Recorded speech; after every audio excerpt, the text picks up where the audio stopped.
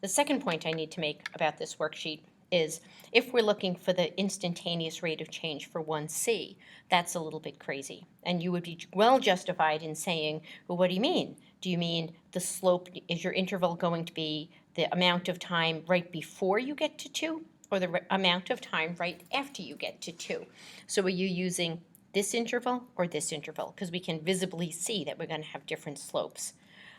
You might even want to take an interval that sort of straddles t is equal to 2, but that's going to be a little misleading. We know what's actually happening here. If this is the distance of, let's say, some bug on the ruler, so the bug starts at a coordinate of 1.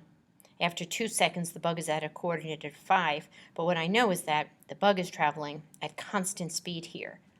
As soon as the clock ticks over so that t is equal to 2, the bug is always going to be at 5, so it stopped moving. So at, in fact, 2, it doesn't make any sense for me to ask you about the instantaneous velocity because it raises way too many questions.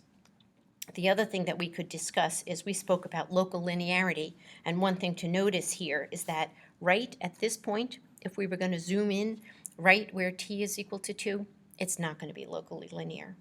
And we'd have the same problem with d.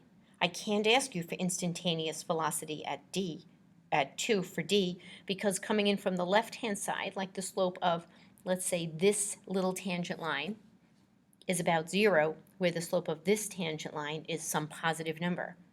And the fact that it changes is a little disconcerting, and it even ruins the ability for us to find a derivative there.